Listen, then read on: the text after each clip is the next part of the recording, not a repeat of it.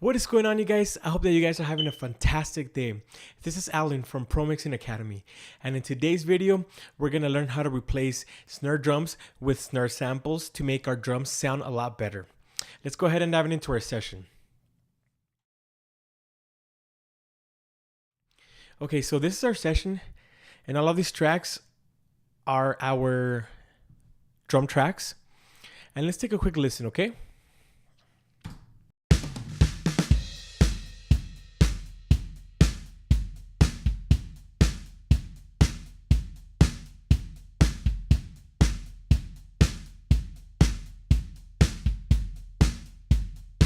As you guys could listen, the drums sound pretty good. However, you guys notice that the snare drum is not sitting properly within the drum tracks. It sounds very flappy. It doesn't sound very tight. It doesn't sound powerful like we want our snare drum to sound, since it's one of the most important instruments that we have in a song. We want it to stand out. We want it to stick out from other instruments. So what we're gonna do is we're gonna replace our regular snare with snare samples. So as you guys could see over here, I have my snare top. I'm gonna let you guys take a quick listen to that.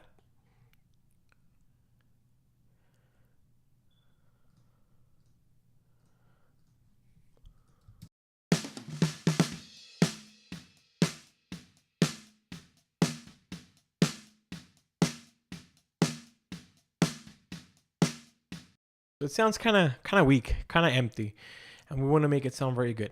So this is what we're gonna do, guys. First and foremost, we're gonna go ahead and choose our snare samples. In this case, I've already selected the snare samples that I wanna use with my drums, and they're labeled snare, snare calm, snare ambient. So I have these tracks over here to my left.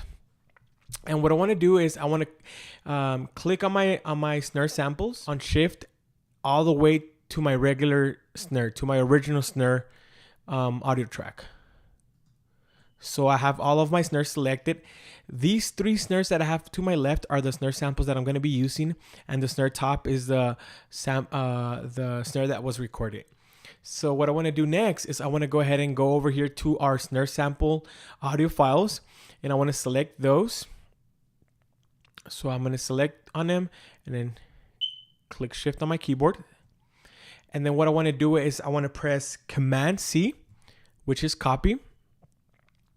And I'm going to go over here to my left to my groups. And I'm going to create a new group. I'm going to name my group snares.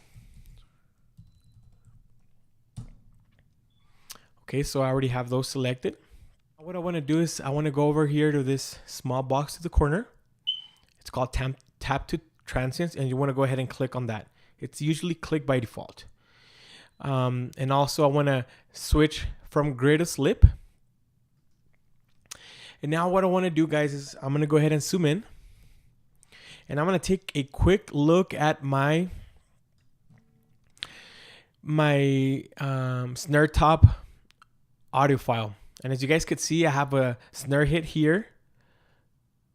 I have another snare hit over here.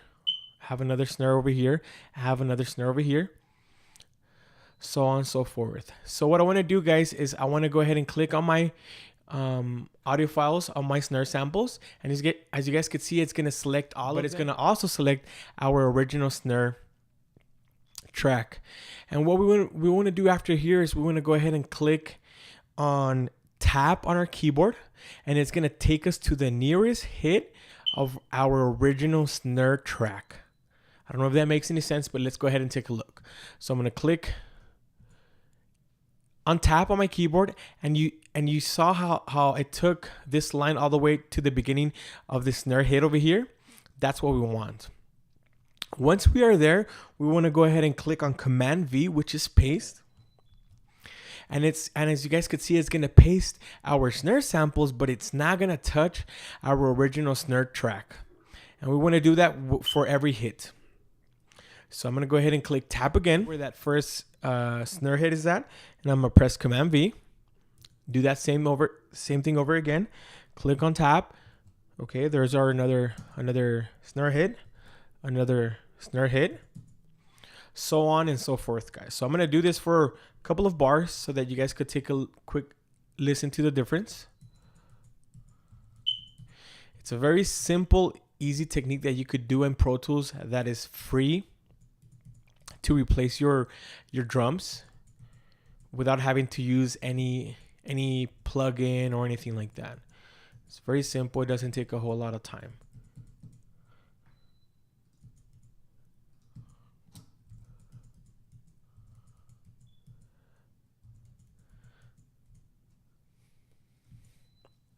So that's a good section, guys. Now what I want to do before I take a listen to that, I want to go to my group section. I want to right click and modify it. And I want to deselect my snare top, which is my original snare drum. And I want to remove it from our group so that I could select and deselect our snare samples and compare and do a comparison of what it sounds with our snare samples on. So I'm going to go ahead and I already have a group with my drums over here. I'm going to select on all of those and I'm going to deselect our snare samples. I'm going to go to our mixing screen and I'm going to play that. I'm going to lower down our snare samples. I'm going to play our drums and I'm going to start blending in my snare samples to see how that sounds. So I'm going to go ahead and play that and I'm going to start blending in our snare samples to see how it sounds in context.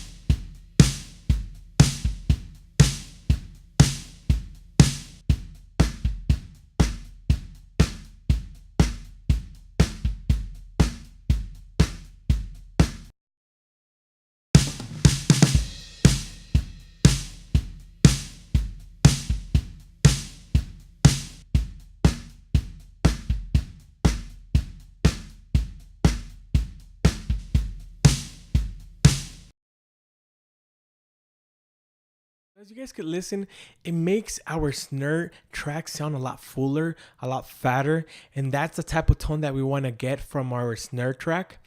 Obviously, if you guys could listen to it, you guys could notice a couple of probably polarity issues because of the transients are not aligned, and also because I haven't quantized my drums yet.